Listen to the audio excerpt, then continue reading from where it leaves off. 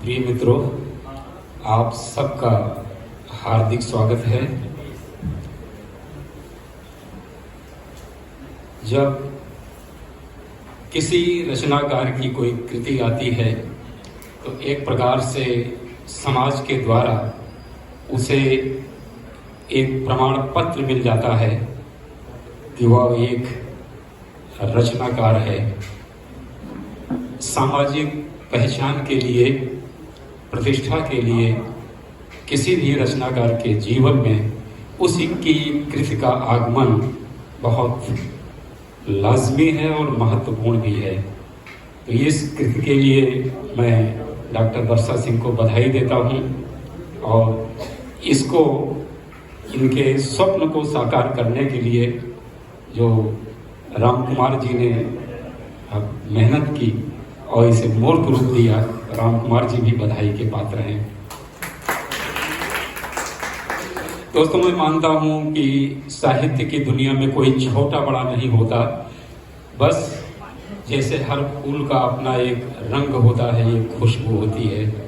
गुलाब भी अच्छा है, बेला चमेली भी अच्छे हैं और दूसरे जितने भी पुष्प हैं सब अच्छे हैं। तो रचनाकार भी पुष्प की तरह अपनी अपनी तरह से महकते हैं। आपके बीच में राम व्यास जी बैठे हुए हैं, अनिल गौड़ जी बैठे हुए हैं, शिवदत्त शर्मा अक्स बैठे हैं, राजीव शर्मा हैं, वर्षा महेश हैं और भी कई ऐसे रचनाकार हैं कि जिन्होंने अपनी अच्छी पहचान बनाई है। और उन्हीं में से चंद रचनाकार आपके सामने यहाँ बैठे हैं। तो ये मान लीजिए कि वर्षा जी ने स्नेह बस जिसका चयन कर लिया कि यहाँ बैठे हैं, वो यहाँ बैठ गया। और जो सामने बैठा है आभा दबे जी हैं, रंगकर्मी अशोक शर्मा जी बैठे हैं यात्री ग्रुप के, जिन्होंने अभी अभी लता मंगेशकर हाल में अपने शो का आगाज शुरू किया है आपके मोहल्ले में। तो अशोक जी स्वागत है। तो वर्षा जी ने अपने चंद स्नेही जनों को यहाँ मंच पे बैठाया है और ये सब अपनी अपनी तरह के ऐसे रचनाकार हैं कि जिनकी समाज में एक विशिष्ट प्रतिष्ठा है। डॉक्टर शीतला प्रसाद दुबे से आप अच्छी तरह वाकिफ हैं। शीतला प्रसाद जी की लोकप्रियता का, उनके कर्मठ होने का आप इसी बात से अंदाजा लगा सकते हैं कि महाराष्ट्र राज्य हिंदी साहित्य अकादमी ने दूसरी बार उनको अपना कार्याध्यक्ष चुना है। एक ऐसा व्यक्ति जो विनम्र है, मिलनसार है, दूसरों की प्रतिभा का कद्र करता है, तो उसका जो है इस तरह से हर जगह सम्मान होता है। साथ ही हम लोग बहुत सालों से जानते हैं कि शीतला प्रसाद दुबे जी बहुत अच्छे समालोचक हैं, लेखक हैं और बहुत अच्छे वक्ता हैं। और एक बात मुझे बहुत अच्छी लगती है कि जो लोक जीवन है, लोक काव्य है, उससे बहुत गहरे जुड़े हुए हैं।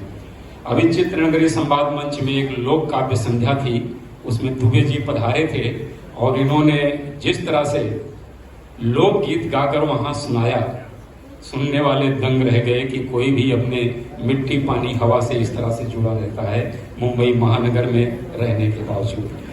तो ऐसे अध्यक्ष को पा करके हम लोग जो है बहुत प्रसन्न हैं। इस समारोह की गरिमा दुबे जी ने बढ़ाई। दुबे जी का स्वागत है। सबसे किनारे बैठे हुए हैं प्रमोद कुमार कुश। आमतौर पे दोस्तों, हमारे जो आसपास रहते हैं, हम उनके महिमा का, उनकी उपलब्धियों का जायजा नहीं ले पाते हैं। बहुत अखिल भारतीय स्तर के बहुत जाने माने शायर हैं प्रमोद कुमार कुश, जिनकी गजलों की जो किताबें प्रकाशित हुई हैं उन्हें अखिल भारतीय स्तर पे बड़े बड़े शायरों ने सराहा। एक जो गजल की ज़रूरत होती है, मीटर है, बहर है, तगज़ुल है, हर तरह से एक उम्दा शायर प्रमोद कुमार कुश। साथ ही साथ संगीत में आपकी अच्छी पकड़ है। कई ऐसे एल्बम जिनका इन्होंने संगीतबद्ध किया वो जारी हो चुके हैं। और इसके साथ ही कई फिल्मों में, देवानंद साहब की फिल्मों में प्रमोद कुमार कुछ गीत लिख चुके हैं। तो ऐसे नामचीन शायर, एक बेहतर गीतकार और संगीत मर्मज्ञ प्रमोद कुमार कुश यहाँ अतिथि के रूप में मौजूद हैं। प्रमोद जी, आपका स्वागत है। प्रमोद जी की बिल्कुल बगल में बैठे हुए हैं पवन तिवारी जी। पवन तिवारी जी एक चर्चित कवि, कहानीकार, और दोस्तों जितने भी यहाँ से रचनाकार बैठे हैं, कल्याण से पधारे हैं रामस्वरूप साहू जी, तो हम सब जानते हैं कि लिखना कोई आसान बात नहीं है।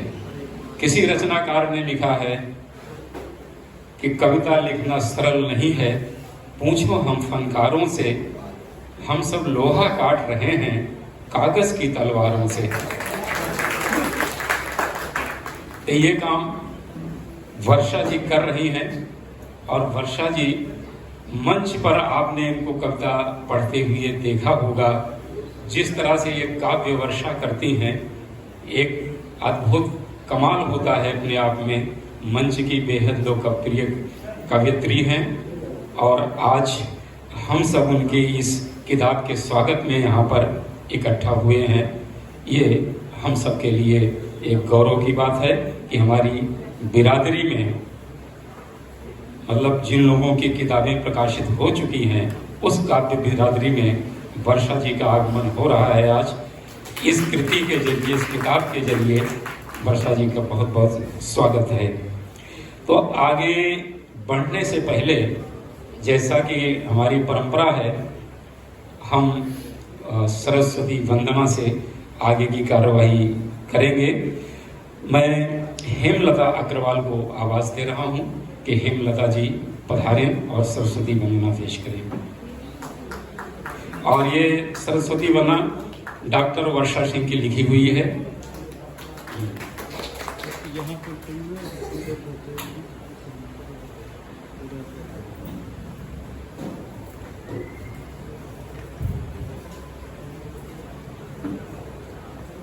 हेलो, बहुत बहुत बधाई वर्षा जी को। थैंक यू मुझको मंच पे बुलाने के लिए। वर्षा जी की रचित कविता है, मुझको गाने को मिली है, सरस्वती वंदना।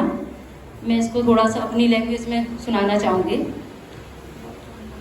माँ शारदे वरदान दे तू, दूर सब अंधियार हो, तेरी वीणा की तरंग से ज्ञान का संचार हो। हम है पालक कर तू अपनी ज्ञान की वर्षा यहाँ, फिर प्राणियों के पाप मिटते शारदा माँ है जहाँ, शारदा माँ है जहाँ। सर्वोपरि भारत हो अपना, विमला की कृपा तले, मैं देश का गौरव लिखूं माँ, सांस जब तक ये चले। भटके नहीं बस पैर मेरे, पथ गमन सच का करूं, अपनी कृपा करना मुझ पर, पाप करने से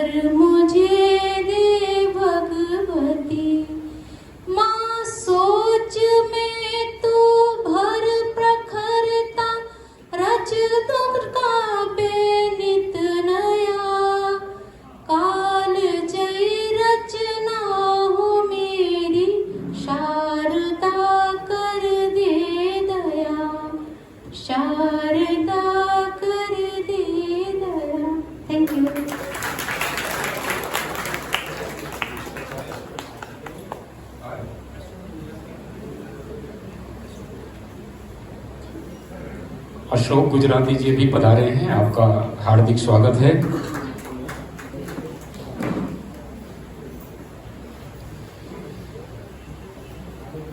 अब हमारे अध्यक्ष महोदय और जो अतिथि यहाँ मंच पर मौजूद हैं उनसे मैं निवेदन करूंगा कि डॉक्टर वर्षा सिंह की पुस्तक विजय पथ का वो लोकार्पण करें। खड़े हो जाइए आप।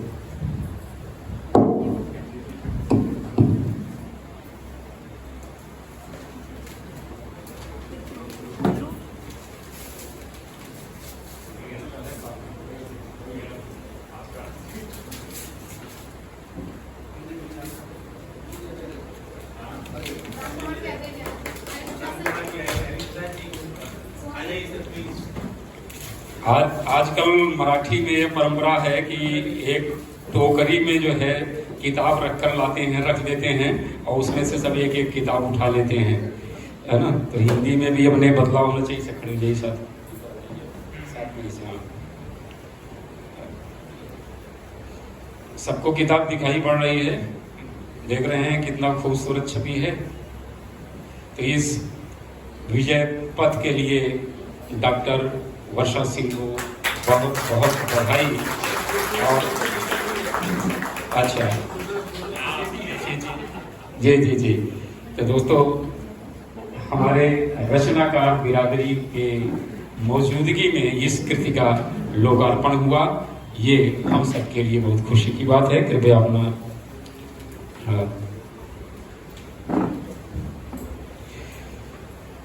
अब मैं आगे की कार्रवाई करने से पहले मैं मानता हूं, अच्छा ये पंखा एक पॉइंट कम कर देंगे आप, एक पॉइंट।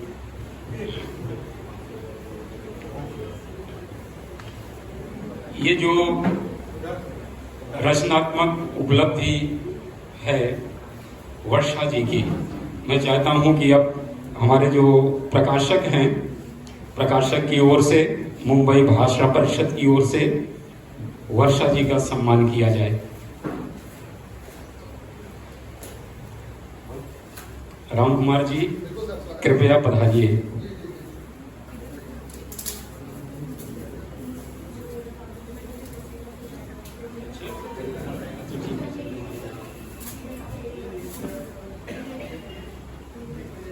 थोड़ा सा इंतजार कर देखिए, एक मिनट इनकी तरफ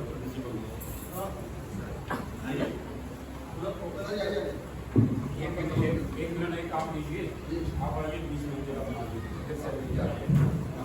साथ में रहिए। कुर्सी थोड़ा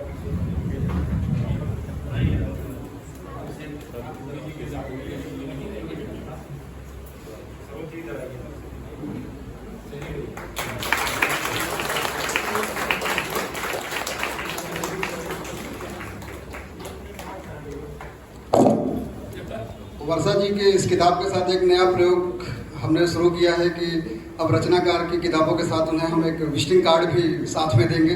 तो ये पहला प्रयोग वर्षा जी के साथ।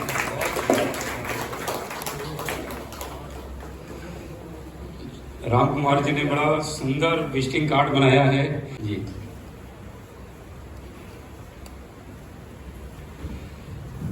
और अब मैं चाहता हूं कि अपनी रचना यात्रा के बारे में डॉक्टर वर्षा सिंह दो शब्द कहें।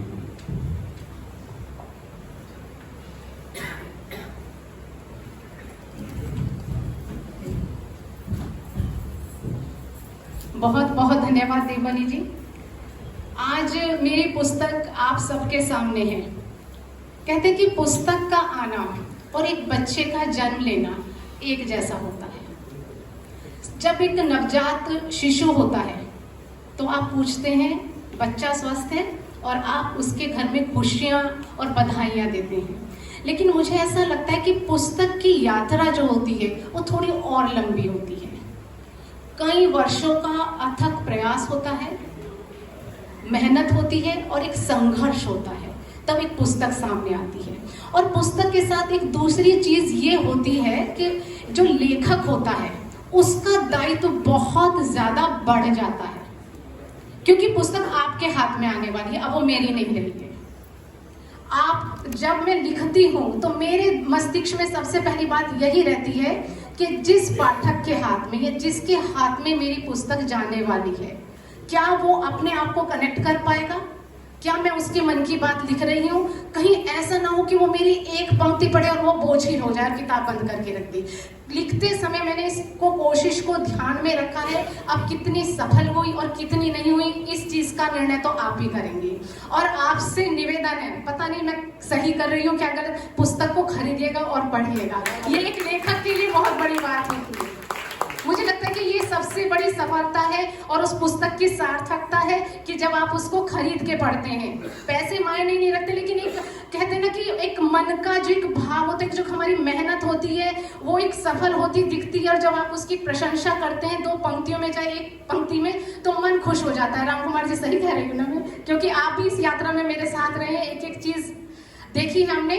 तो और शीतला सर, मैं तो एक चीज कहना चाहती हूँ, पुस्तकें आती हैं, आती रहेंगी और न जाने कितनी और आएंगी, लेकिन हर पुस्तक अपने आप में विशेष होती है। जैसे एक बच्चा विशेष होता है, उसका चेहरा किसी दूसरे बच्चे से नहीं मिलता है। ऐसी एक पुस्तक जो है वो हर सर्वथा भिन्न है, सबसे अलग है, सबसे यूनिक है।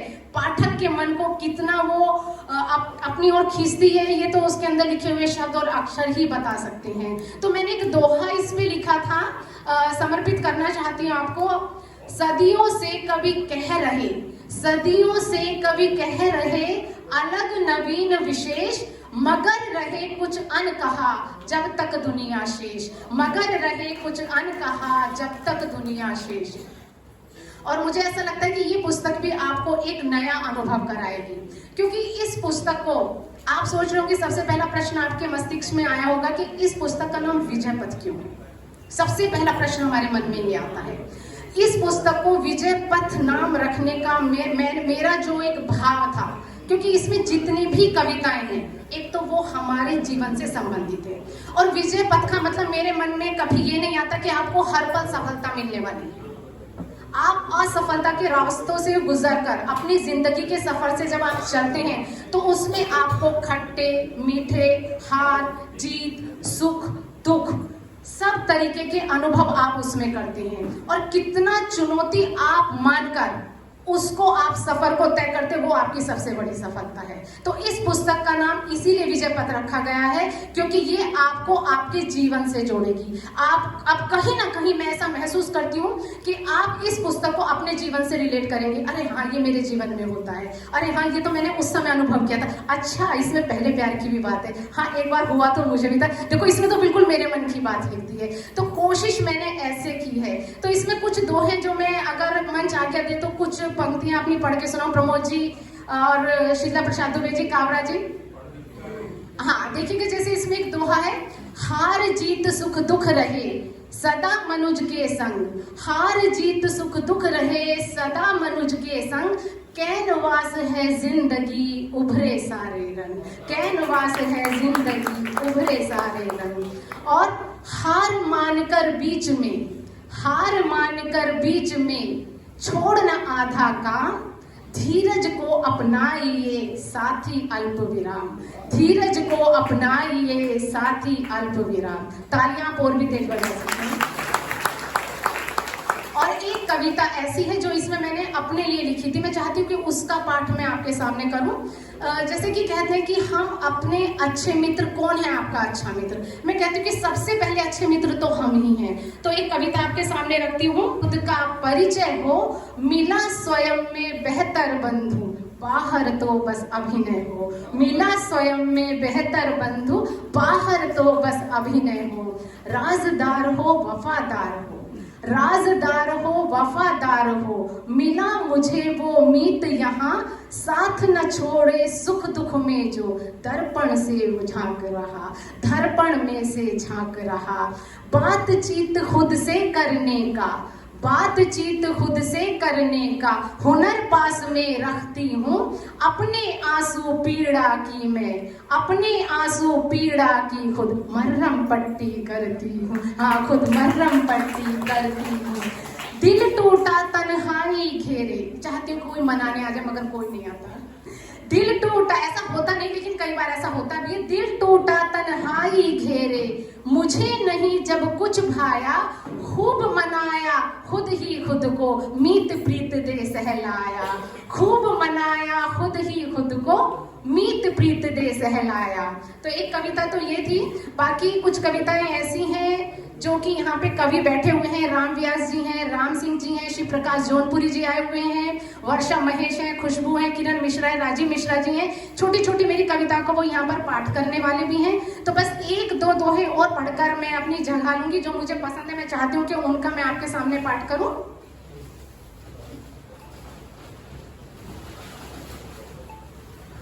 एक दोहा है। काट न पानी को सके, काट न पानी को सके, चाकू या तलवार, चलो करें जल की तरह रिश्तों में व्यवहार। चलो करें जल की तरह रिश्तों में व्यवहार।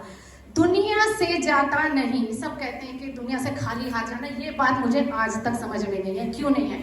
दुनिया से जाता नहीं कोई खाली हाथ, खुशियां रौनक ले गया घर की अपने साथ। खुशियां रौनक ले गया घर की अपने साथ। और हम तो कवि हैं, तब मैंने लिखा है कागज धीरजवान है, कागज धीरजवान है, भूखी तरह अपार, जो मन में आया लिखो करे नहीं प्रतिकार। जो मन में आया लिखो करे नहीं प्रतिकार। तो मुझे लगता है कि अब मुझे अपनी वाणी को विराम देना चाहिए, क्योंकि मैं तो अपनी कविता कई बार पढ़ चुकी हूँ। और लेकिन कवि का मन है ना मानता नहीं, फिर भी मैंने बहुत ज्यादा पढ़ दिया है। मैं चाहती हूँ कि आज मंच मेरे बारे में बोलिए। धन्यवाद।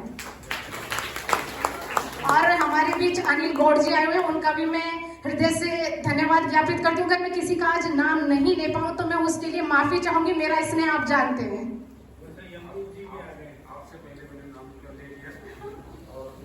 यमदूत जी पधारे हैं। हरीश शर्मा यमदूत का स्वागत है। हाँ यमदूत जी चुपके से वापस चले जाएंगे खाली हाथ। हाँ वर्षा जी ने बहुत सुंदर रचनाएं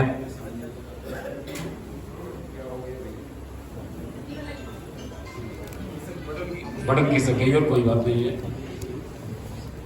देखिए आज जब हमारे अध्यक्ष महोदय डॉक्टर शीतला प्रसाद दुबे जी आए तो इन्होंने एक बहुत अच्छी बात की। बोले पांडे जी पहले जो साहित्य के आयोजन होते थे वो 3 घंटे 4 घंटे 5 घंटे चलते थे।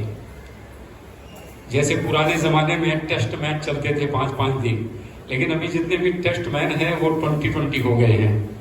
तो साहित्य के जो प्रोग्राम है तो उनको भी उसी परंपरा पे चलना चाहिए, यानी 1.5 से 2 घंटे किसी भी आयोजन के लिए इतना काफी है। हाँ तो इसलिए हमारे अध्यक्ष महोदय ने कहा कि आप लोगों से निवेदन कर दीजिएगा कि वर्षा जी की कविताएं बहुत अच्छी हैं, उनके बारे में बोलने के लिए 5 मिनट काफी हैं। तो मैं सबसे पहले अपने मित्र सुभाष काबरा को बुलाना चाहूंगा।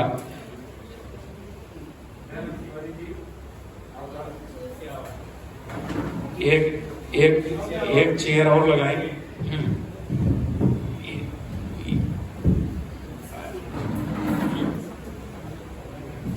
राम कुमार जी, प्रोफेसर दयानंद का आप स्वागत कीजिए।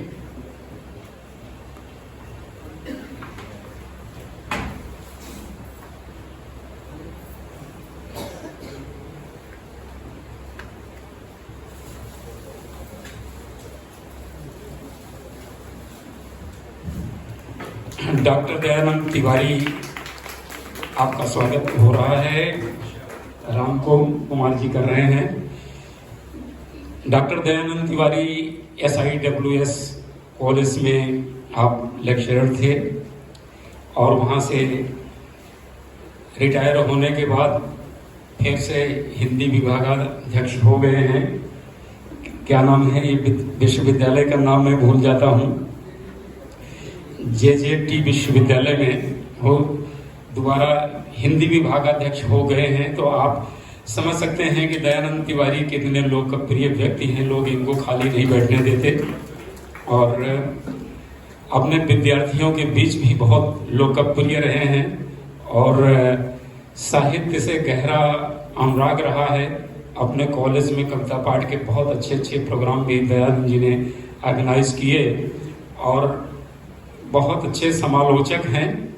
आलोचना की आपकी कई किताबें प्रकाशित हो चुकी हैं और एक बड़ा खूबसूरत काम किया दयानंद तिवारी ने, जो अभी भी चल रहा है।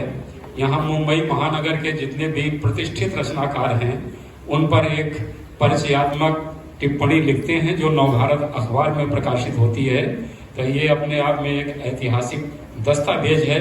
इसके लिए प्रिय अनुज दयानंद तिवारी को बहुत बहुत बधाई, आपका स्वागत है। तो मैं हमारे मित्र सुभाष काबरा जी एक रिटायर्ड व्यक्ति हैं और वर्षा जी ने किसी को नहीं छोड़ा है, सबके ऊपर कुछ न कुछ लिखा है। तो उन्होंने लिखा है वर्षा जी ने कि रिटायर हुए 60 साल पर सबकी हालत एक जैसी। रिटायर्ड लोगों की रिटायर हुए 60 साल पर सबकी हालत एक जैसी, चपरासी भी करे बास की फिर तो ऐसी की तैसी। तो ऐसे अपने मित्र सुभाष काबरा को मैं आवाज दे रहा हूं कि अपना विजय पथ के बारे में वो अपना वक्तव्य दें। भाई सुभाष काबरा।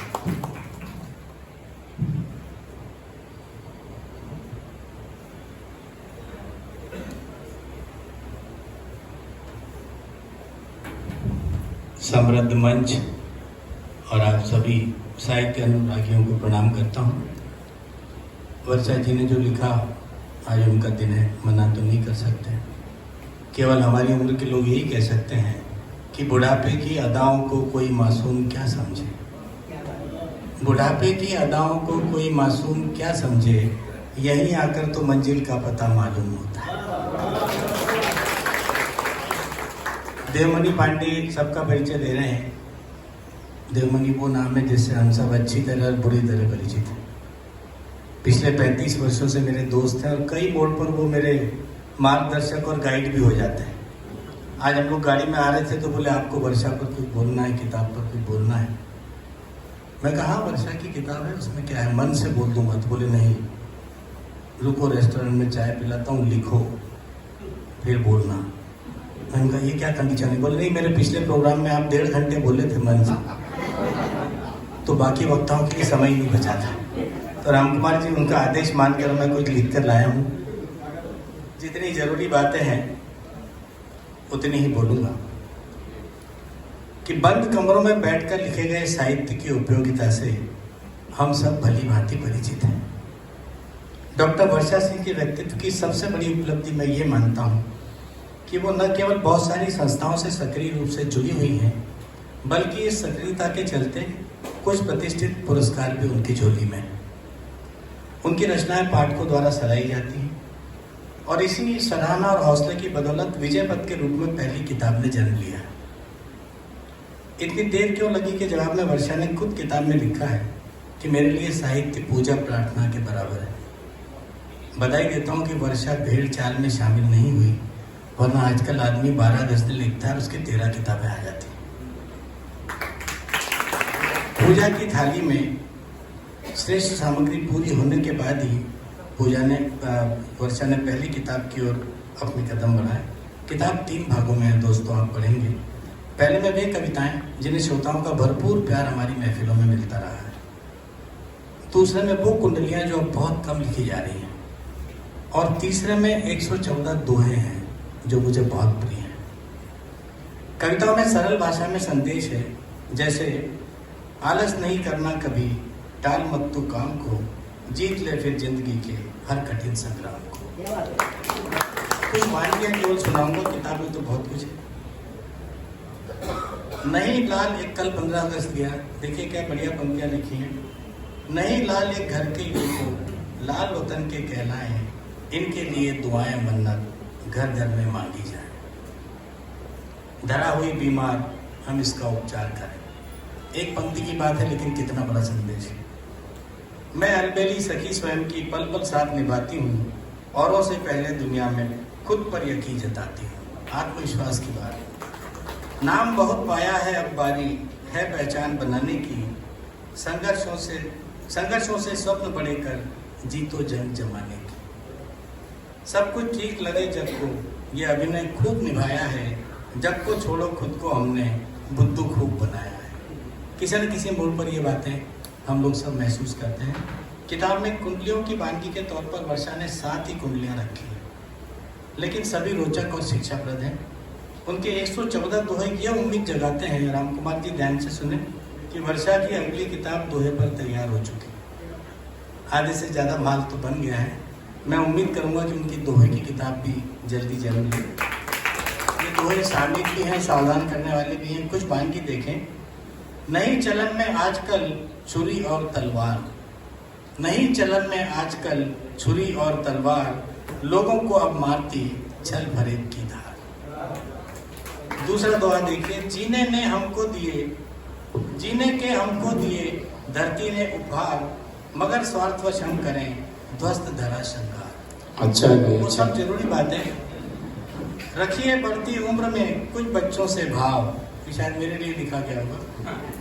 रखिए बढ़ती उम्र में कुछ बच्चों से भाव, मौका मिले चलाइए कागज वाली नाव। सरकारी ऐलान सा रहा यार का प्यार, क्या बात है, वाह। सरकारी ऐलान सा रहा यार का प्यार, वादे करके लाखों मुकर रहा हर बार। मुझे पता है आप लोग तारीफ इसलिए नहीं बजाने की, खुद की थोड़ी चोरी का माल सुधारा, लेकिन ये वर्षा की तारीफ में आपकी तालियां उससे भी अच्छी लगेंगी। एक अंतिम दोहा। हिंदी का जब कर रहे अपने ही प्रतिकार, हिंदी की तकलीफ का कैसे हो उपचार। जब इंडिया बोलेंगे और भारत को भूल जाएंगे तो यही होगा जो दर्द वर्षा ने इन पंक्तियों में उकेरा है दोस्तों। और हमेशा मैंने देखा है कि जब भी मुलाकातें हिंदी की बात, कविता की बात होती है, उस संपूर्ण कविता की हिमायती आप रचनाएं पढ़ेंगे तो आपको लगेगा कि एक मुकम्मल कविता आप पढ़ रहे हैं। तो दोस्तों, कहना होगा कि वर्षा की पहली किताब प्रभाव छोड़ती है, भाव और भाषा समृद्ध है। हम सभी वर्षा को बधाई देते हुए ये कामना कर सकते हैं कि वर्षा की ये पहली किताब देश विदेश में वर्षा का परिचय बने और वर्षा की कलम से ऐसी समृद्ध करने वाली बहुत सी किताबें आगे जन्म लें। ये तो बात ही हम लेते हैं। मुझे यकीन है आज जो भी आएगा वर्षा की तारीख में बात करेगा। मैं एक कड़वा पक्ष भी वर्षा के सामने रखना चाहता हूँ कि ये तो बात है हम सब मित्रों की। हम जब अपने मित्र की किताब पढ़ते हैं तो हमारा भाव बदल जाता है, उसका पूरा व्यक्तित्व हमारे सामने आ जाता है। लेकिन साहित्य जगत में आदरणीय दुबे जी जानते हैं, आलोचना भी एक बहुत महत्वपूर्ण अंग है। मैं आज की शाम वर्षा से यही निवेदन करूंगा कि वे आलोचनाओं को भी किसी सीख की तरह स्वीकार करें। होंगी आलोचनाएं, गलतियां बताई जाएंगी, उसे किसी सीख की तरह लें, क्योंकि हमारा उद्देश्य तो दोस्तों हमेशा ऊंची उड़ान होना चाहिए, हमारा अभिमान कभी नहीं होना चाहिए। एक बार फिर वर्षा को बहुत बहुत बधाई। धन्यवाद। धन्यवाद काबरा जी। देख लीजिए, आप लोग चाहे अपनी घड़ी देख लीजिए, सुभाष काबरा ने 5 मिनट के भीतर अपनी बात कह दी, है ना। और दूसरे जो हमारे वक्तागण हैं उनको मैं याद दिला दूं कि सामने इस कार्यक्रम की वीडियो रिकॉर्डिंग हो रही है और आमतौर पे जब वीडियो अपलोड किया जाता है यूट्यूब पे तो जो 4-5 मिनट तक के व्यूअर रहते हैं लोग उनको बहुत प्रेम से देखते हैं और जो 10-12 मिनट के होते हैं हम पर भी स्किप कर जाते हैं। तो ऐसा कुछ कीजिए कि मैदान छोड़ के न भागना पड़े। तो मैं अब देखिए, दुष्यंत कुमार का एक शेर है कि मैं जिसे ओढ़ता बिछाता हूँ वो गज़ल आपको सुनाता हूँ। यानी जो कविता है, जो गज़ल है, कोई भी विधा हो, वो हमारे जीवन के इतने करीब है कि उसमें जीवन के विविध रंग दिखाई पड़ते हैं। उसी तरह नाम तो विजय पथ है उनकी किताब का, वर्षा जी की, लेकिन इसमें जो देश की सीमा पर प्रहरी हैं वो भी हैं, जिन्होंने देश के लिए बलिदान किया वो भी हैं, हमारे गृहिणी जो हैं, घरों में काम करने वाली घरेलू औरतें वो भी हैं, और जो रोज़ सुबह पति और बच्चों का टिफिन तैयार करने के बाद ऑफिस जाती हैं वो कामकाजी महिलाएं भी हैं। तो वर्षा जी की किताब में जीवन का पहला प्यार भी है और प्यार की पराकाष्ठा भी है। तो इतने सारे विषयों को लेकर के जो उन्होंने एक गुलदस्ता आपके सामने पेश किया है वो बहुत काबिल तारीफ है। मैं अब प्रमोद कुमार कुश तन्हा जी से निवेदन कर रहा हूँ वो पधारें और अपनी बात करें। आइए प्रमोद जी। और जो चाय वाला है, अगर चाहे तो यहाँ भी चाय दे सकते हैं।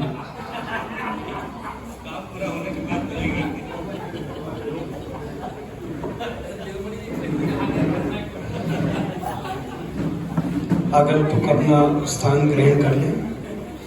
मंच को प्रणाम और सभी उपस्थित साहित्य प्रेमियों को मेरा नमस्कार अभिनंदन। सबसे पहले मैं डॉक्टर वर्षा को इस पहली कृति के लिए, पहले सृजन के लिए जो कागजों पर उतरा है, प्रकाशक के माध्यम से मैं उसके लिए बधाई देता हूँ। बहुत बहुत शुभकामनाएं हैं। Better late than never. पहली पुस्तक आने में समय लगना ही चाहिए, क्योंकि आजकल जैसा देवमणि भाई ने बताया है कि 4 कविताएं लिखते हैं और 4 किताबें आ जाती हैं। ना कोई इस्लाह होता है, ना सलाह होती है, ना किसी वरिष्ठ साहित्यकार से चर्चा होती है। एक अच्छे साहित्यकार या अच्छे कलाकार होने के लिए एक अच्छा इंसान होना बहुत ज़रूरी है। ये पहली शर्त है, क्योंकि कलाकार या साहित्यकार अच्छा हो सकता है, अगर वो इंसान अच्छा नहीं है तो उसकी कृति में उसका जो चरित्र है वो उतर जाता है, कभी न कभी कहीं न कहीं उतर जाता है। मैं बधाई देता हूँ वर्षा को कि जैसा उनका चरित्र है वैसी उनकी कृति है। मैं एक बात और कहना चाहता हूँ कि भूमिका, समीक्षा और आलोचना ये 3 अलग अलग विषय हैं। भूमिका में हमेशा जो साहित्यकार है उसके जो सकारात्मक पहलू हैं उनको रखा जाता है, उनके बारे में बात की जाती है। एक मोटिवेशनल थिंग होती है कि आगे भी चलकर साहित्यकार और अच्छी अच्छी रचनाएं करेगा। समीक्षा में कमियां खामियां भी बताई जाती हैं, अच्छाई के साथ साथ सकारात्मक भी, और साथ में कहाँ कहाँ हमें इम्प्रूवमेंट करना है वो भी समझाया जाता है। आलोचना वहीं तक आलोचना समीक्षा के बीच में है जब तक उसका लहजा एक सदा हुआ या संस्कारी हो। जब वो उस लहजे को पार कर जाता है, आलोचना नहीं होती, वो व्यक्तिगत टिप्पणी हो जाती है। तो ये 3 चीजें खासतौर से ध्यान देने वाली बात है। यहाँ मैं समीक्षा के लिए हूँ, बहुत ज़्यादा आलोचना नहीं करूँगा।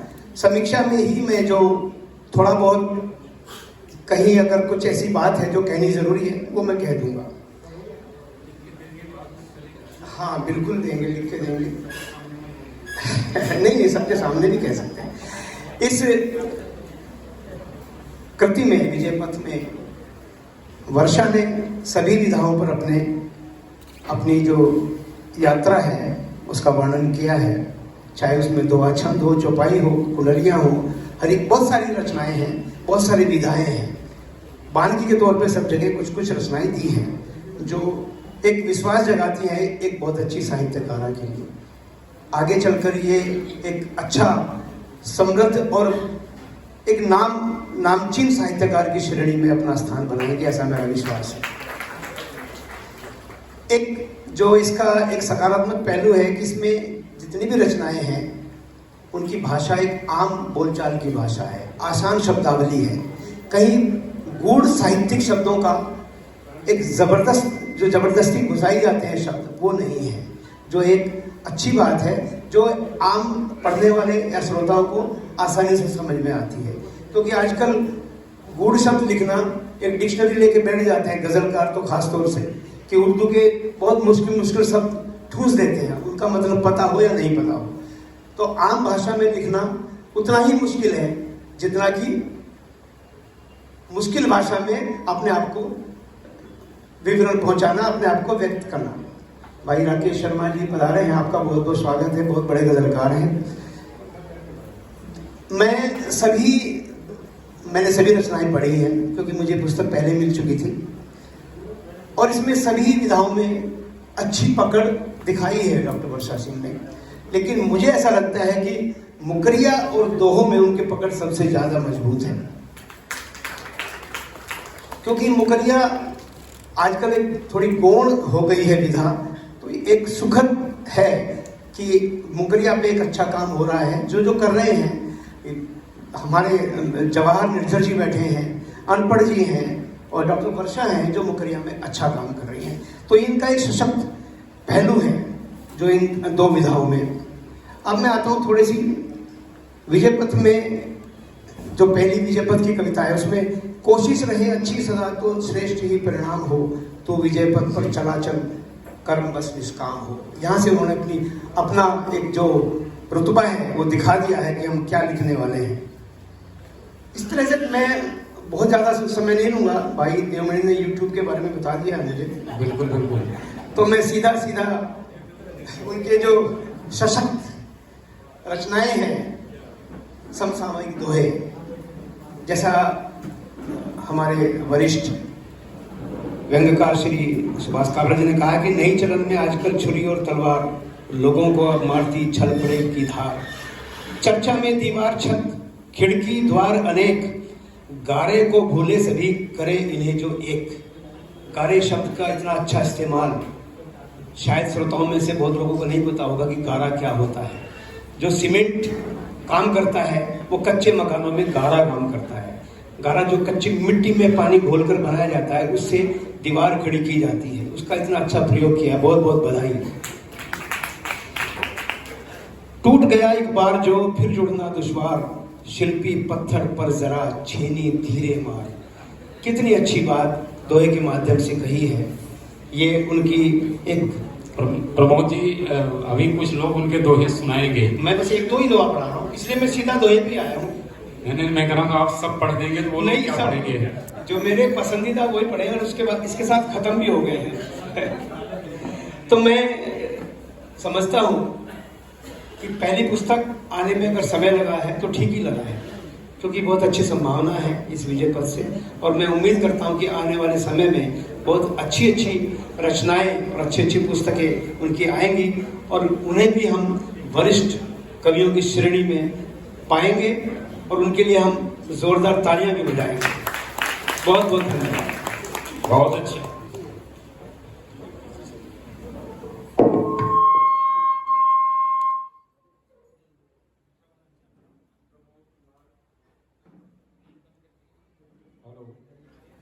प्रमोद कुमार कुश आपके सामने थे और प्रमोद जी ने जिस तरह से विजय पथ की रात की अच्छाइयों को रेखांकित किया वो अपने आप में बहुत काबिल तारीफ है। तो वर्षा जी, आपको इसी तरह लोगों की शुभकामनाएं मिलती रहें और आप जो है आपकी जो काव्य सरिता है वो प्रवाहित होती रहे, हम सबकी यही शुभकामना है। मैं अब डॉक्टर दयानंद तिवारी को आमंत्रित कर रहा हूँ कि दयानंद जी अपनी शुभकामनाएं वर्षा को दें। आइए।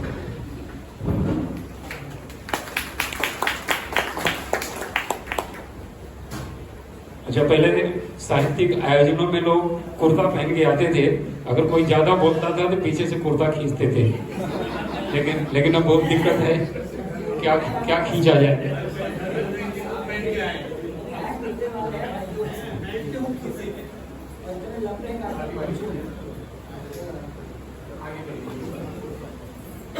आदरणीय मंच और मंचोन्मुख भाइयों और बहनों, हम वो खिलाड़ी हैं नहीं कि कुर्ता खींचा जाए। हम लोग जानते हैं उसे कैसे रोका जाए। हम तो खेल ही 40 मिनट का कम से कम करते हैं, 5 मिनट तो होता ही नहीं कुछ हम लोगों के लिए। लेकिन विजय पथ मुझे मिला नहीं था, मैंने वर्षा जी के घर आकर ये विजय पथ लिया।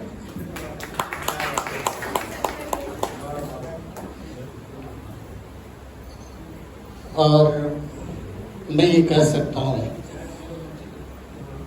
कि वर्षा जी ने भले ही अपने रचना काल के लंबे अंतराल के बाद यह पुस्तक हमें दी, लेकिन यह सच है कि यह किताब पढ़ने लायक है, इसे पढ़ना चाहिए। इसमें जीवन है और इसमें जीवन ही नहीं, हमारे जीवन का बहुत कुछ व्यवहार भी है। और सच तो ये है कि इस विजय पथ में जितनी विविधता है, मैं कह सकता हूं कि बड़ा से बड़ा साहित्यकार इसमें जो विविधता है उसको परिभाषित नहीं कर सकता। इन्होंने बहुत अच्छा लिखा है। और कुछ तो ऐसी कविताएं हैं, हम गांव में पले बड़े हैं, हमने छप्पर के टपकते हुए बूंदों को देखा है, और सरपुतिया और तरोई भी जहाँ पानी इकट्ठा करके उस पत्ते पर रखते थे पाव पाव किलो, वो भी देखा है।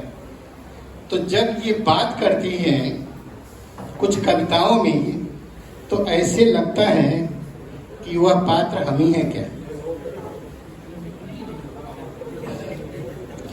इसमें बहुत सारी चीजें इन्होंने ऐसे लिखी है जिसे देखकर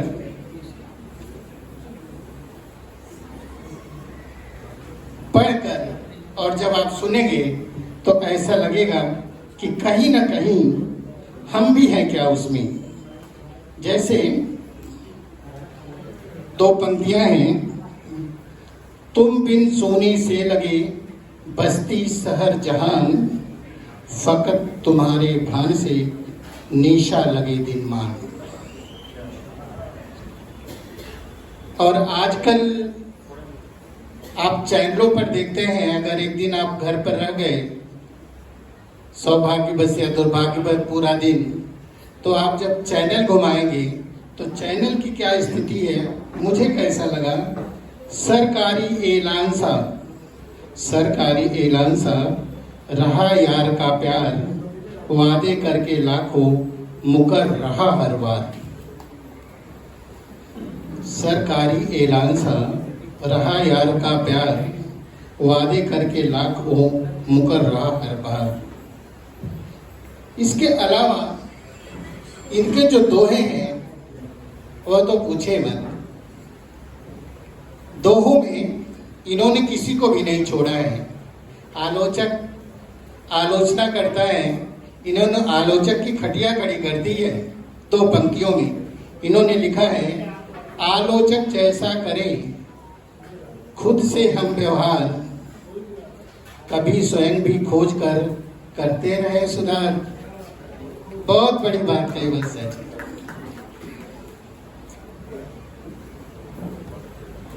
एक दिन मैंने पूछा किसी से, बड़े आलोचक से, कि आलोचना हो कैसे रही है, तो उन्होंने कहा आलोचना की किताब पढ़कर अब आलोचना हो रही है। तो आलोचना हो ही कहाँ।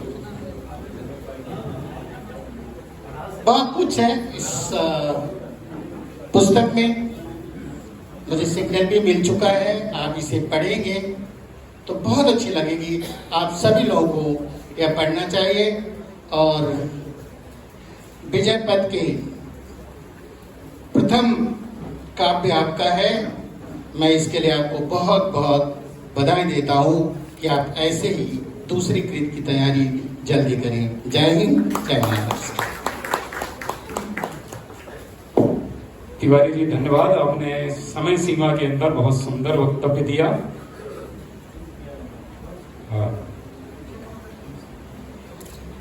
दोस्तों, थोड़ी देर पहले हमारे दोस्त प्रमोद कुमार कुश मुकरिया की तारीफ कर रहे थे। आमतौर पे हम लोगों के बचपन में जब गांव में अलाव के आसपास लोग बैठते थे तो इस तरह की चीज़ें सुनाई जाती थी।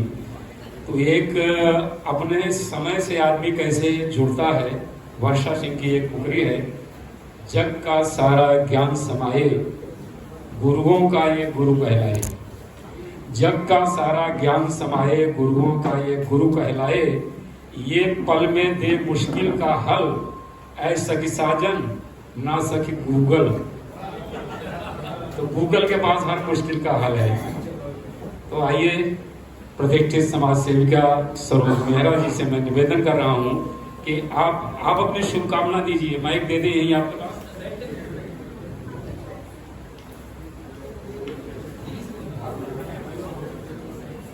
नमस्कार। हेलो हेलो नमस्कार सारे यहाँ उपस्थित ब्यूटीफुल गर्ल्स और हेलो। हैंडसम बॉयज, क्या बात है, वाह। है ना? क्योंकि हमने जीवन में कभी अपनी एज को साथ में रखा नहीं है, हमने दिमाग में रखा नहीं है और एंजॉय करते रहते हैं। सबसे बड़ी बात यहाँ पर विजय पथ जो हमारी वर्षा जी हैं, उन्होंने बहुत ही अच्छी कविताएं, एक संग्रह उनका बाहर निकला है। मेरी हिंदी बम्बईया हिंदी है, आप लोगों की तरफ शुद्ध हिंदी नहीं है। ज़्यादा हिंदी में बात करना मेरे लिए मुश्किल हो जाएगा, मगर फिर भी हिंदी बोलूँगी कि आप लोगों ने जो कविता यहाँ पर सुनाई है, बहुत ही अच्छी कविता सुनाई है। मैंने भी इनकी किताब पढ़ी है और उनमें करीबन 3 से 4 किताबें कविताएं मुझे बहुत ही अच्छी लगी है, मगर एक कविता है यहाँ पर, उसकी सिर्फ 2 लाइन सुनाना चाहूँगी। बचपन का दोस्ताना, दोस्त हमारे लिए जीवन में हर वक्त प्यारे रहते हैं, चाहे हम 5 साल के हैं या 50 साल के हैं। आज हमारे यहाँ पर JNS के बहुत सारे मेंबर आए हैं जो मेरे सारे दोस्त ही हैं, तो उनके लिए एक लाइन से पढ़ना चाहती हूँ। उदास था चेहरा खिल सा आ गया, दोस्त तुझे वो याद करके मेरा चेहरा खिल गया।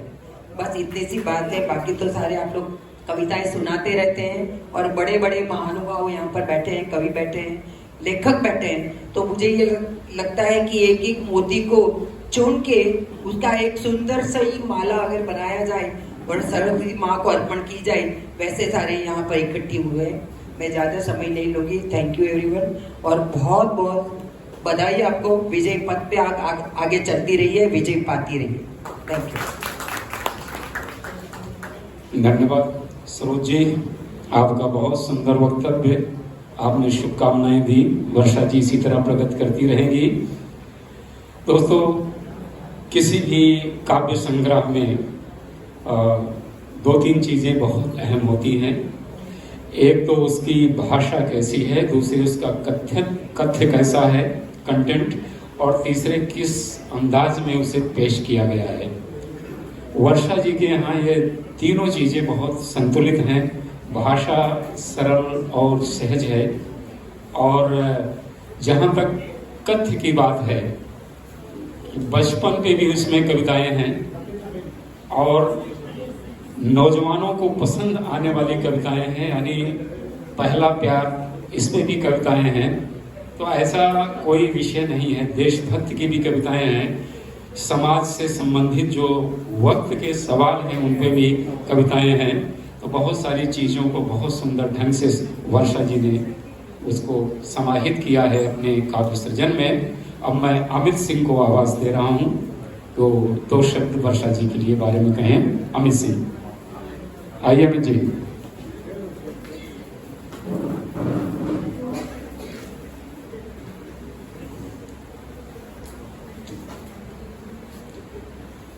सभी लोगों को बहुत बहुत आभार और नमस्कार। अचानक से बुला लिया, मुझे लगा कि 5-10 मिनट हैं, तो सबसे पहले आप सभी नहीं, वो हम दोनों का है, हमें जो माइक मिलता है तो मुझे जल्दी से छोड़ नहीं पाते, लेकिन मैं समय का ध्यान रखूंगा। सबसे पहले स्टेज पे बैठे कविगण, आप सब लोगों को नमस्कार और धन्यवाद बहुत बहुत, और सभी यहाँ पर आए सभी लोगों का बहुत बहुत धन्यवाद। तो मेरे को बोलना है आज मेरी धर्मपत्नी वर्षा सिंह पे, जो बहुत कठिन, जिसे कहते हैं कि बहुत कठिन, मतलब बोलने का वो है कि क्या क्या बोला जाए। तो मैंने कल 15, हाँ वो इसलिए कठिन है, इसीलिए कठिन है। तो वर्षा के बारे में मैं समय का ध्यान रखते हुए वर्षा के बारे में इतना ही बोलूंगा कि वो एक अच्छी धर्मपत्नी, एक अच्छी माँ, एक अच्छी बेटी, एक अच्छी बहू, और सबसे अच्छी सब लोगों की दोस्त, और अपनी दोस्ती को निभाना वो जानती है। मैं यहाँ पे बहुत सारे लोगों से पहली बार मिला हूँ, लेकिन सब लोगों को देखते ही मैं पहचान गया, क्योंकि हमारे घर में हर कवि की, हर आदमी की इतनी बातें होती हैं कि जब मैं पहली बार सबको देखा तो मैं पहली बार यमदूत जी को मैं देखते ही पहचान गया उनकी टोपी से। मैंने कहा यमदूत जी बैठे हैं, तो कहीं, तो ये सारी जो घर में डिस्कशंस होते हैं। दूसरा, वर्षा के बारे में सबसे इम्पोर्टेंट है, जैसा इसने बोला और सभी लोग बोल रहे हैं कि वर्षा की पहली बुक आई है और उसमें इतना टाइम लगा। मैंने उसको घर में देखा है, वो साइंस स्टूडेंट रही है, उसके बाद उसने आर्ट में गई, उसके बाद उसने जरूरत से ज़्यादा पढ़ी, वो बीएड, एमफिल, पीएचडी, उसने वो पढ़ाई शादी के बाद भी रोकी नहीं, लगातार चलती रही। सुबह डेली 5 बजे उठना, चाहे रात में 1 बजे सोना। आज मेरे साथ में मेरी बेटी और मेरा बेटा भी है। बेटी का 12th के बाद फर्स्ट अटेम्प्ट में MBBS उसने निकाला है। तो उसके लिए उसने तो जो तैयारी पिछले 2 साल में की है उससे ज्यादा वर्षा ने की है। तो वर्षा 1 बजे 2 बजे रात में उठ के देखना, लेकिन उसके बाद भी सुबह 5 बजे उठना अपनी कविताओं के। उसके लिए मैं चाहूंगा आप एक बार तालियां बजाएं। जब वो 5 बजे उठती है तो मेरे को पता चलता है और मैं उसको बार बार बोलता हूँ कि सो जाओ, तुम सोई 1 बजे से। लेकिन वो बोलती है कि अगर मैंने कविता नहीं लिखी, 2 पंक्ति नहीं लिखी, तो शायद मैं पूरा दिन अपने आप को माफ नहीं करता। दूसरा, वो कविता लिखने के बाद वो 2 पंक्तियां सबसे पहले मुझे ही सुननी पड़ती है और उसका सबसे बड़ा आलोचक भी मैं ही हूँ, क्योंकि जैसे ही वो कई बार ऐसा हुआ है, मैं बड़ा ही ओपनली बोलूंगा इस फॉरम पे कि उसने 2 पंक्तियां लिखी, मुझे सुनाई और वो मेरा चेहरा देख के समझ जाती है कि नहीं अच्छी नहीं है। मैंने कहा बिल्कुल अच्छी नहीं है, समझ भी नहीं आती।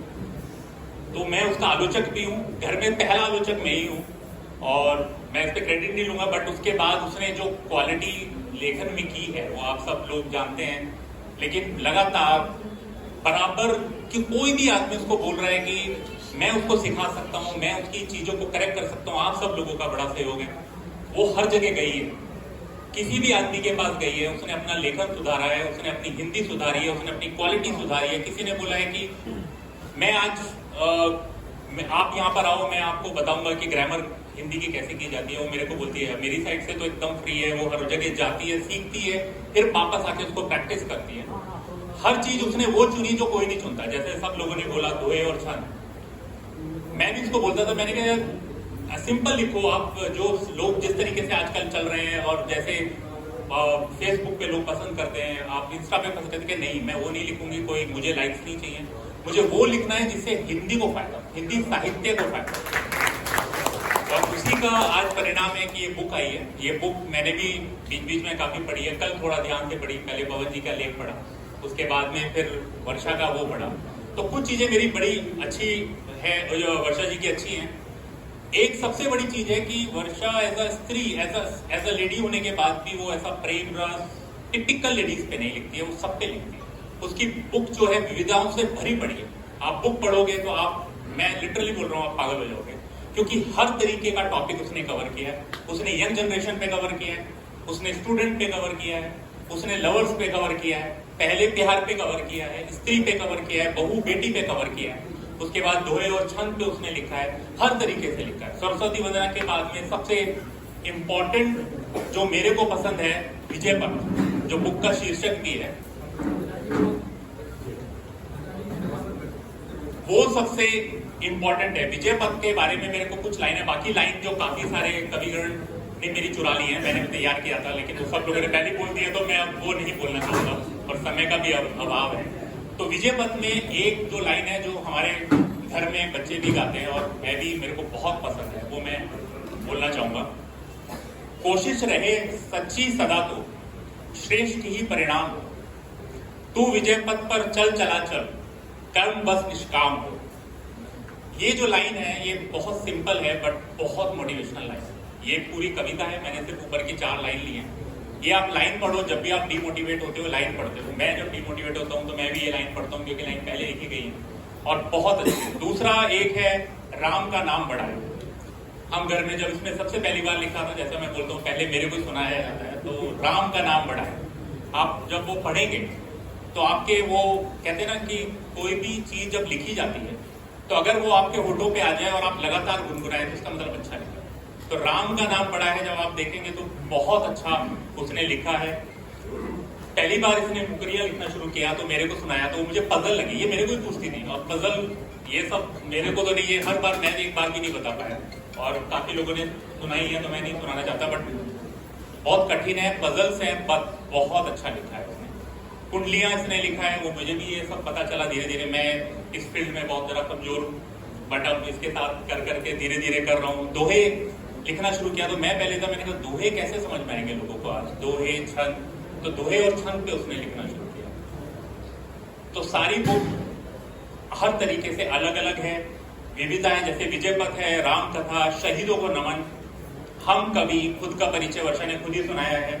दिव्यांग के बारे में लिखा है, दिव्यांग से दिव्यता की ओर, सुनने में ही अलग है। दिव्यांग से दिव्यता की ओर, पापा मम्मी, कामकाजी महिलाएं, स्त्री, बहू बेटी, जैसा मैं बोल रहा हूँ, बुढ़ापा, हर चीज, नवल वर्ष पर उसकी सब सहेलियां बैठी हैं और नवल वर्ष उसने कई बार किटीज में भी सुनाया है और घर पे हम सब लोगों ने सुना है, काफी फंक्शन में सुना है। और नवल वर्ष पे हर चीज को वो कवर करती है। तो वो सब चीजें हैं। तो बस मैं इतना ही बोलूंगा और मुझे इतना पता है ये रुकने वाली नहीं है, इसको रोक भी नहीं सकते हम। उसमें वो पावर है, वो शक्ति है, वो जबरदस्त है। बस मैं इतना ही बोलूंगा और वो रुकेगी नहीं। और वो बॉम्बे ही नहीं, पूरे इंडिया में और बाहर भी करे। अभी वो थोड़ा गृहस्थी में उलझी है, अभी उसने बेटी को। उसके बाद एक बड़ा अच्छा मैं बोलूंगा कि हमारे पूरे रिलेशन में सब लोगों ने, मेरे पापा ने, जो हमारे घर में लड़की नहीं है तो वर्षा पहले ही बहू एक बेटी की तरह आई थी, तो पापा के बहुत क्लोज है। तो सब लोगों ने उसको चैलेंज दिया, उसके पापा ने भी चैलेंज दिया कि तुम ये सब लिख रही हो, सारा दिन ट्रैवल करती हो, कहीं ऐसा ना हो इसका इफेक्ट बच्चों पे है। तो वर्षा ने वो चैलेंज लिया। तो मैंने भी वर्षा को 2-3 बार क्रिटिसाइज किया कि सुहानी अभी 11th में है और हमें 2 साल तुम्हें थोड़ा कम करना चाहिए, क्योंकि एक बार वो सक्सेस हो गई तो फिर तुम कर। वो कहती है कि मेरा चैलेंज, मैं भी नहीं रुकूंगी और सुहानी भी नहीं रुकेगी। और जिस दिन सुहानी का रिजल्ट आया तो हम लोगों के लिए पागलों वाला जैसा मोमेंट है कि फर्स्ट अटेम्प्ट में सुहानी ने भी किया, बट उसके पीछे उसकी माँ खड़ी थी जो उससे ज्यादा मेहनत करती। सेम उसका चैलेंज अभी बेटे के लिए, अभी 9th में बेटा है, फिर उसी तरीके से उसने चैलेंज दिया है कि मैं फर्स्ट अटेम्प्ट में बेटे को इंजीनियरिंग में निकालूंगी, लेकिन मैं नहीं रुकूंगी।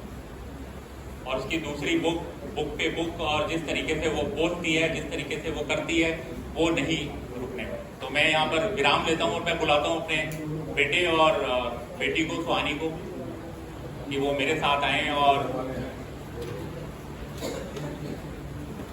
हम सब लोग, आप सब कविकरण और सभी लोगों का हाथ जोड़ के आभार व्यक्त कर दें कि आप सब लोग यहाँ पर आए और इस महफिल को 4 चांद लगा। थैंक यू वेरी मच, धन्यवाद। अभी ये कार्यक्रम समाप्त नहीं हुआ, अभी धन्यवाद के लिए दोबारा आएंगे। धन्यवाद आपका। अमित जी बहुत अच्छा बोले और एक सही मायनों में जो जीवन साथी होना चाहिए, अमित जी ने अपने वक्तव्य से साबित कर दिया कि अगर कोई भी लेखक या लेखिका हो, अगर उसे घर से प्रोत्साहन नहीं मिलता, सहमति नहीं मिलती, तो उसे अच्छे रास्ते पे अपनी मंजिल तक पहुंचने में बड़ी मुश्किल लगती है। ये देखा गया है। तो हाँ, नाम ले लीजिए आप, बिल्कुल नाम ले लीजिए आप। ब्रजेश तिवारी जी बहुत बड़े समाज सेवी हमारे मीरा रोड के हैं, तो एक बार जोरदार तालियां उनके लिए। शैलेश जी हमारे बीच उपस्थित हैं। अनीता राय जी जो इस कार्यक्रम की संयोजक हैं, वो भी इस कार्यक्रम में उपस्थित हैं। और सुहानी आज MBBS की ओर बढ़ी है, उसमें केवल मेरा हाथ नहीं, आज उसके गुरु पीयूष सिंह जी यहाँ पर बैठे हुए, तो उनके लिए भी जोरदार तालियां हैं कि वो मेरे बुलावे पर यहाँ पर आ गए हैं। विवेक उपाध्याय यहाँ पर बैठे हुए हैं, उनका सम्मान भी किया जाएगा। साहिल मिश्रा जी हमारे बीच उपस्थित हैं, उनका भी मैं बहुत बहुत धन्यवाद ज्ञापित करती हूँ और सभी का बहुत बहुत धन्यवाद ज्ञापित करती हूँ कि आप मेरे कार्यक्रम की शोभा बढ़ाने आए। सच मानेगा, मैंने नहीं सोची थी कि मेरे प्रोग्राम में इतनी भीड़ हो जाएगी। मेरी किट्टी ग्रुप की सारी सहेलियां, किट्टी ग्रुप नहीं कहूंगी, मेरा परिवार यहाँ पर बैठा हुआ है। मानसी है, रीना है, आभार नहीं है। मुझे लगता है बीच में ना चले जाए तो ये सोचे कि वर्षा ने नाम नहीं लिया मेरा, तो सब तरीके से सोचना पड़ता है। धन्यवाद। अच्छा, बैठ जाइए, बैठ जाइए। इनके साथ रहना है। ऐसा है कि घर में वीडियो देखिएगा कि किसके किसके चेहरे दिखाई पड़ रहे हैं, सबको एक मैसेज धन्यवाद का कर दीजिएगा।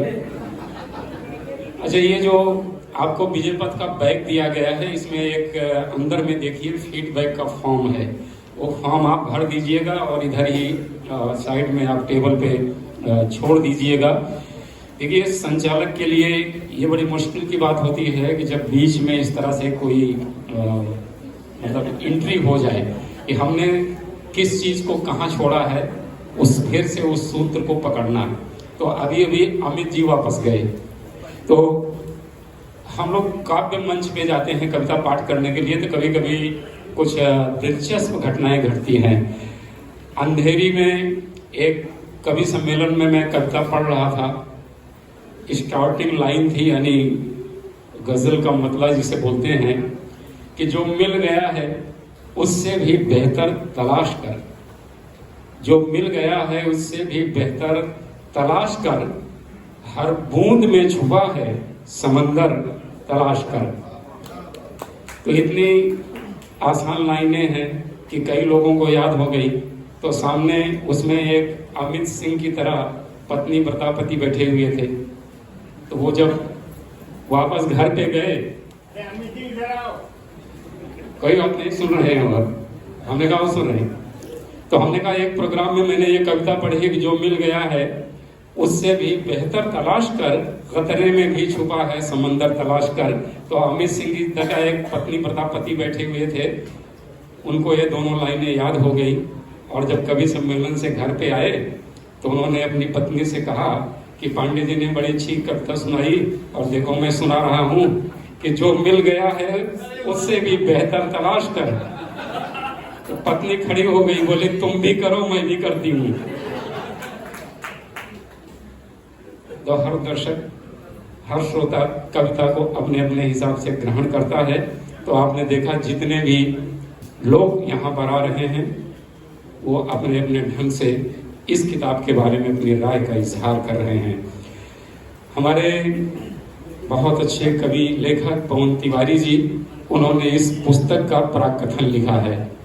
आप सबके हाथ में किताब पहुंच गई है, घर जाके बहुत प्रेम से पढ़िएगा। और मैं अब पवन तिवारी जी से निवेदन कर रहा हूं कि वो इस अवसर पर वर्षा जी को अपनी शुभकामनाएं दें। आइए पवन जी।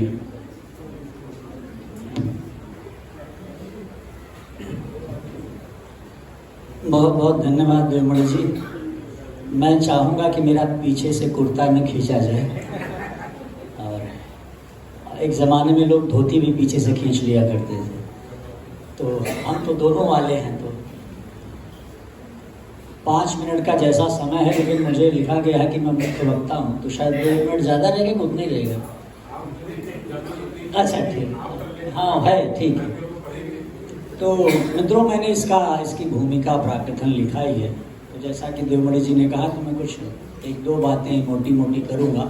अभी तक मुझसे पूर्व वक्ता जो आए हैं, उन्होंने सबसे ज़्यादा अगर किसी शब्द का प्रयोग किया है तो वो शब्द है आलोचना। मेरा मानना है कि आलोचना का संदर्भ जो है, पहले आप जानिए कि आलोचना शब्द आया कहाँ से, कैसे। आलोचना पहले, उससे पहले मैं कह दूं कि इस वर्षा ऋतु में वर्षा जी ने कविताओं की जो वर्षा की है, उसके लिए मैं उनका अभिनंदन करता हूं, स्वागत करता हूं। आप करतल ध्वनि से स्वागत करें।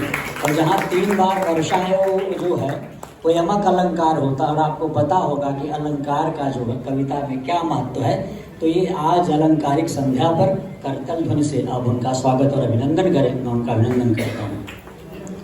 अब मैं बात करता हूँ, ये मैंने इसमें अपनी बात पूरी लिख दी है कविता के संदर्भ में। मैं बहुत कुछ मोड़ के लाया भी था, लेकिन मैं मूल बात कहूँगा आलोचना। आलोचना जो है वो मूल शब्द है लोचन। लोचन माने होता है नयन, लोचना माने होता है देखना, दृष्टि आ जाती है, और उसमें आ जो है वो उपसर्ग लग जाता है। आ माने होता है संपूर्ण, संपूर्णता। तो किसी चीज को संपूर्णता में देखना ही आलोचना कहलाती है। आलोचना माने और कुछ नहीं होता। जैसे कि मैं यहाँ से बैठ के नीचे बैठ जाऊँ कुर्सियों के नीचे, तो आप सब दिखेंगे नहीं, 2-4 लोग ही यहाँ दिखेंगे आगे। इसलिए हमें संपूर्णता में देखने के लिए किसी ऐसे स्थान पे जाना होगा, ऊंचे स्थान पे, जहाँ समग्रता पूरा दृश्य दिख सके। तब आप मुझसे कुछ पूछेंगे तो मैं बता पाऊंगा कि यहाँ का हुलिया क्या है। जैसे मैं किसी नीचे जमीन पे खड़ा रहूँगा, आसपास इमारत है, तो मैं शहर के बारे में वर्णन नहीं कर सकता। लेकिन जब मैं छत पे जाऊँगा, अंतिम महले पे, वहाँ से देखूंगा, तो मैं पूरे शहर के बारे में एक मोटा मोटी बात कह सकता हूँ। तो मुझे ये है कि आप इस किताब को जब पूरा पढ़ेंगे तो ही इसके बारे में आप अपनी कोई राय बना पाएंगे। और आप पूरी किताब पढ़िए और उसके बाद अपनी टिप्पणी दीजिए। और आज का जो दिन है, वो कहते हैं कि जो किसी का रचनाकार की जब कोई पुस्तक आती है, पहली पुस्तक, वो कृति उसकी संतान की तरह होती है। मैं उत्तर प्रदेश के पूर्वांचल से आता हूँ। हमारे यहाँ जब किसी के यहाँ बच्चा पैदा होता तो उसके यहाँ सोहर गाया जाता है, मंगल गान होता है, पान लोग खिलाते हैं, पैसे देते हैं। तो मुझे लगता है सोहर गाने का दिन है, मंगल गान का दिन है। तो आप उनको आशीष दीजिए, उनके प्रति शुभकामना व्यक्त करिए।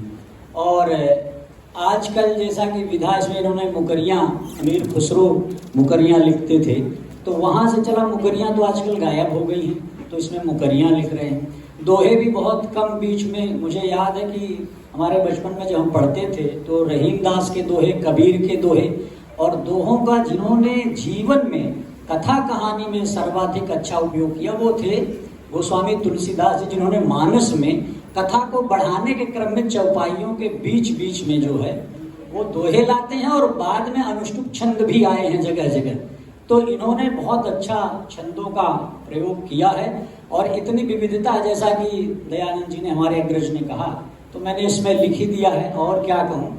और सबसे बड़ी चीज़ है कि इसमें इसका नाम जो है इन्होंने रखा है विजय पथ, और छंद विधान के बहुत बड़े कवि, नामचीन कवि, जो मंचों पर साहित्य में दोनों जगह समान रूप से, हरिवंश राय बच्चन, उनकी एक बड़ी प्रसिद्ध कविता है विजय पथ, और उसके नाम पर एक फिल्म भी बनी। उसके कुछ पंक्तियां हैं, वृक्ष हो भले खड़े, हो घने हो बड़े, एक पत्र छाह भी मांग मत, मांग मत, मांग मत, अग्निपथ, अग्निपथ, अग्निपथ।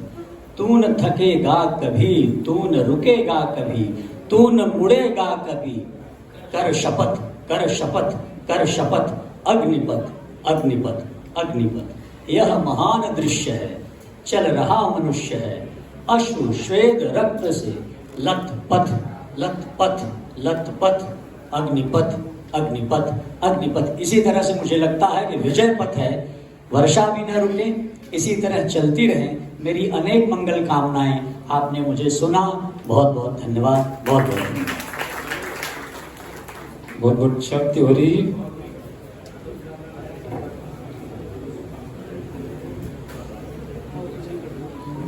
पवन तिवारी जी के इस सार गर्भित वक्तव्य के बाद अब आइए हम अपने अध्यक्ष की तरफ चलते हैं।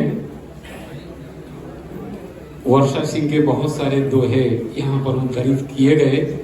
एक दोहा मैं भी उद्धृत कर देता हूँ कि मुझे इबादत से लगे कविता दोहे गीत, मुझे इबादत से लगे कविता दोहे गीत, निभा रही मैं काव्य से तन मन धन से प्रीत। ये डेडिकेशन है, समर्पण है वर्षा जी का लेखन के प्रति। अब मैं आज के समारोह अध्यक्ष डॉक्टर शीतला प्रसाद दुबे जी से अनुरोध कर रहा हूं कि वो अपनी शुभकामनाएं दें।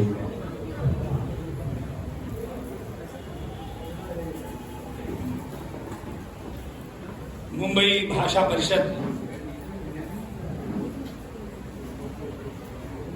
द्वारा आयोजित विजय पथ के लोकार्पण समारोह में उपस्थित मंच पर हमारे रचनाकार साथी, मैं नाम ले सकता हूं सबका, नीचे भी बैठे ढेर सारे हमारे मित्र हैं, सभी संबंधी की तरह है। मैं ढेर सारे लोगों का नाम ले सकता हूं, इसलिए सभी अपने कह करके मैं उनको संबोधित कर रहा हूं। चूंकि नाम लूंगा तो 5 मिनट में से वो मिनट कम होता जाएगा, इसलिए मैं वो नहीं करूंगा। और वैसे पूर्वांचल में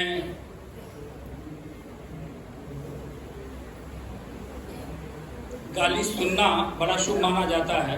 ठीक ऐसे ही मंच पर जब कुर्ता खींचा जाए तो भी बोलने वाले के लिए अच्छा वो महसूस करता है कि कम से कम संचालक का ध्यान तो इस ओर है कि वो क्या कर रहा है, कितना ज्यादा बात कर रहा है। मित्रों, भाई पवन तिवारी जी ने अभी आलोचना की व्याख्या करते हुए उसे लोचन के संदर्भ में व्याख्यायित किया।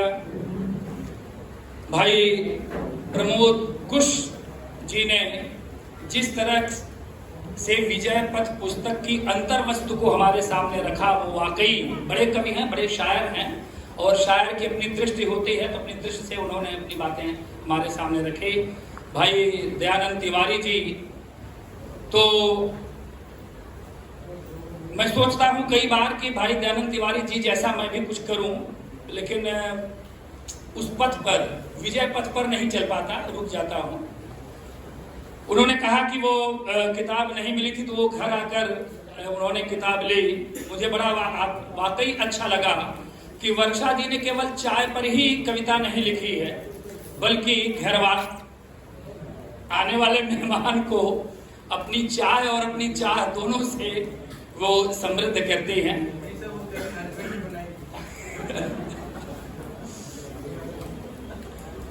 भाई सुभाष खाबरा जी ने अपने ही अंदाज में उनकी कविताएं और उनकी कुंडलियां, उनके दोहों का जिक्र किया हमारे बीच। बड़ी बहन सरोज मेहरा जी ने अपनी बात रखी। देवमणि जी तो लगातार बोलते रहते हैं, बोलने में बड़े माहिर हैं वो। मित्रों, वस्तुतः मैं जब इस किताब को देख रहा था, पुस्तक को देख रहा था, तो मुझे बड़ा अच्छा लगा कि एक ऐसे समय में जब समाज से लयात्मकता गायब होती जा रही है, हमारे जीवन से एक लय, एक नैरंतर्य गायब होता जा रहा है। कविता में भी छंद मुक्त और मुक्त छंद के नाम पर कई बार हम ढूंढते हैं कि वो लय मिल जाए, वो स्वर मिल जाए, जिसका सूत्र पकड़कर हम कविता में प्रवेश कर सकें। आजकल लगभग वो भी गायब है। ऐसे में विजय पथ के छंद ये संदेश देते हैं कि हम कविता में छंदों की ओर लौटें।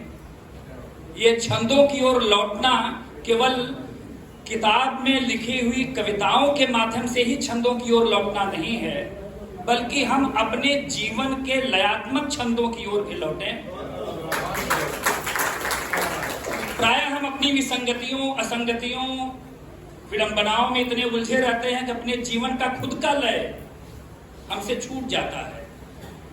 तो कहीं न कहीं ये विजय पथ संदेश दे रहा है कि हम अपने जीवन की लय की ओर लौटें, संबंधों की लय की ओर लौटें। और मुझे बड़ा अच्छा लग रहा है यह कहते हुए, यह देखते हुए कि इस विरुंगला केंद्र में कुर्सियां तलाशी जा रही हैं, ढूंढी जा रही हैं कि जगह मिले तो बैठें। ये सचमुच वर्षा सिंह जी के संबंधों का लय ही है।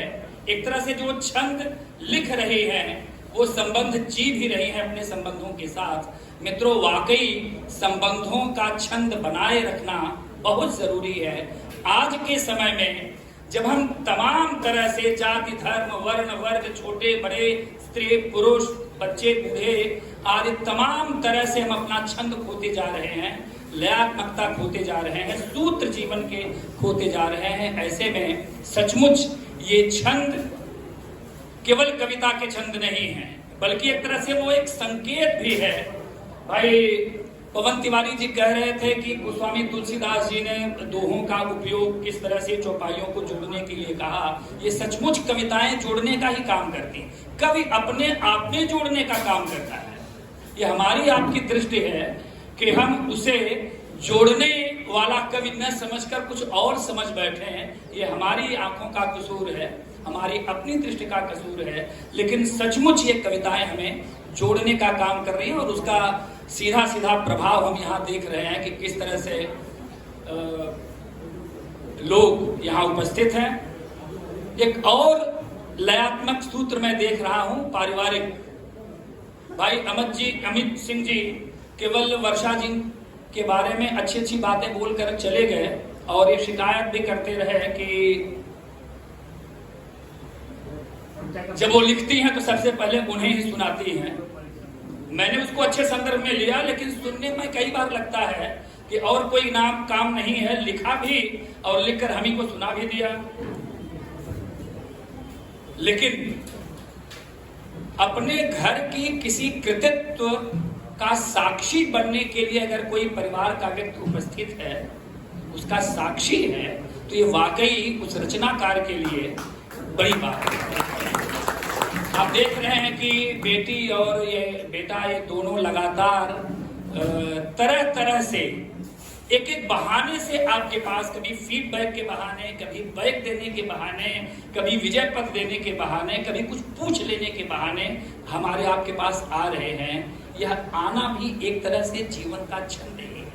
मित्रों, हम परिवार में अपने बच्चों को ये सीख दें कि वे बच्चे नमस्ते कहकर एक घर में एक कोने में न खड़े हो जाएं, बल्कि जो आए हुए लोग हैं उनसे किसी न किसी बहाने मिलते रहें, जुड़ते रहें, बात करते रहें, तो सचमुच जीवन का ये छंद बना रहेगा, जीवन के ये दोहे बने रहेंगे, जीवन की वे चौपाइयां बनी रहेंगी, और जीवन में जितनी भी मुकरियां हैं सबका हल अपने आप निकल आएगा। मुकरियों की का जो गजल है उसका उत्तर भी उन्हीं छंदों के माध्यम से अपने आप निकल आएगा। वे लिखती हैं, लिखना मित्रों यूं ही नहीं है। हम में से सभी पुस्तक पढ़ते समय ऐसा महसूस कर सकते हैं, ऐसा सोच सकते हैं कि लिखा तो इसमें क्या बड़ा काम कर दिया। जैसा वो लिख रही थी वैसा तो मैं भी सोच रहा हूं, वैसा तो मैं भी सोच रही हूं, कोई नई बात नहीं है। लेकिन हम लिखते नहीं है। क्यों नहीं लिखते हैं? लिखेंगे तो हमारी गलती पकड़ी जाएगी, लिखेंगे तो उसकी प्रामाणिकता मुझे सिद्ध करनी होगी कि जो मैंने लिखा है सचमुच वो मेरे जीवन में, मेरे व्यवहार में है कि नहीं। लोग मुझसे पूछ सकेंगे। इसलिए कविता का लिखना, कविता, कहानी, उपन्यास, जो भी विधा है सब में लिखना, और लिखकर लोक के बीच, हम सबके बीच उसको ले आना, एक तरह से इस बात की तैयारी है कि पूछो, मैं बताने के लिए तैयार हूं कि मैंने जैसा जिया है वैसा ही मैंने लिखा है, दोनों में कोई भेद नहीं। इसलिए रचनाकार कई बार समाज में जो दोहरे चरित्र के लोग हैं उनके बीच रचनाएं आकर ये बताती हैं कि तुम्हारी जीवन की रचनात्मकता और ये पुस्तकीय रचनात्मकता में कोई भेद, कोई अंतर नहीं होना चाहिए। मैं उपस्थित हूं, मुझे देखो, और मुझे बड़ी खुशी हो रही है कि ऐसे समय में वर्षा सिंह जी का रचनाकार हमारे बीच अपनी प्रामाणिकता लेकर उपस्थित है। मित्रों, ये प्रामाणिकता का रास्ता क्या है? विजय पथ का। और विजय पथ का उद्देश्य क्या है? विजय पर्व की ओर जाना। मुझे पूरी उम्मीद है कि डॉक्टर वर्षा सिंह की रचना यात्रा विजय पथ से चलती हुई विजय पर्व की ओर पहुंचेगी।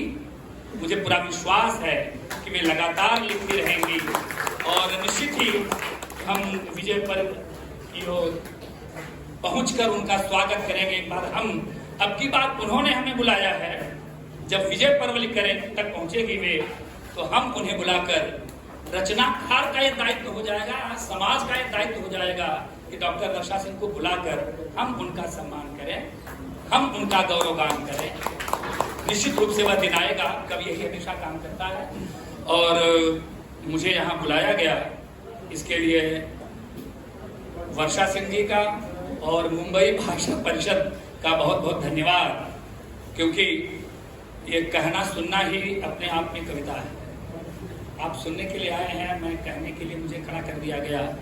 आप जितना मैं कह रहा हूं उससे ज्यादा आप कहीं मुझसे कहना चाहते हैं, लेकिन केवल चुप बैठे हैं, सामने बैठे हैं। इसलिए मित्रों, ये कहना सुनना जारी रहे, निरंतर ऐसे ही चलता रहे। जीवन का छंद और जीवन का विजय पथ, विजय पर्व की ओर चलता रहे। इसी शुभकामनाओं के साथ बहुत बहुत धन्यवाद।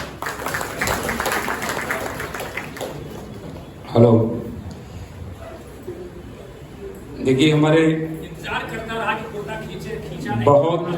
बहुत प्रेरक वक्तव्य दिया डॉक्टर शीतला प्रसाद दुबे जी ने, आज के समारोह अध्यक्ष है।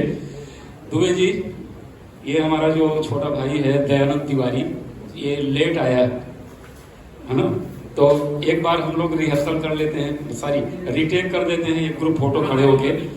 वर्षा जी, किताब हाथ में ले लीजिए। आप आ जाइए, फोटो खींच देंगी आप अमित जी, आ जाइए एक बार फिर से रिटेक जी।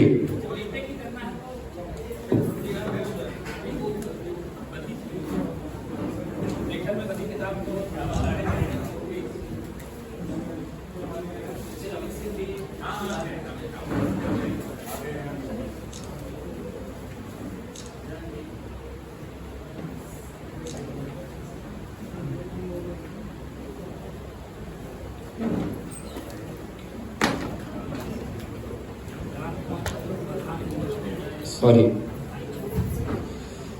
दोस्तों, देखिए मैं खुद कवि हूँ और कवियों का बहुत इज्जत करता हूँ।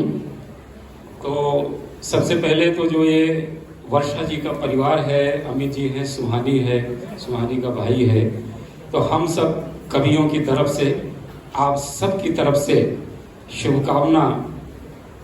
हौसलों के दिए जगमगाते रहें, फूल राहों में खुशबू लुटाते रहें, जब तलक जिंदगी है दुआ है मेरी, आप हर हाल में मुस्कुराते रहें। ये पूरे परिवार को शुभकामना। और कुछ लोग, जितने लोग यहाँ पे बैठे हैं, इतने ही लोग वर्षा जी की कविताएं सुनाएंगे आपको। आधे घंटे का प्रोग्राम और है, लेकिन मैं चाहता हूं कि वो यहाँ मंच पर बैठ करके कविता सुनाएं, क्योंकि वो स्वयं भी कवि हैं। इसलिए मैं उनका नाम आपके सामने बोल रहा हूं। राम व्यास, कुसुम तिवारी, राम सिंह, मनोज द्विवेदी, राजीव मिश्रा, किरण मिश्रा, खुशबू, शिव प्रकाश जौनपुरी, वर्षा महेश और डॉक्टर वर्षा सिंह उनका यहाँ साथ देंगे।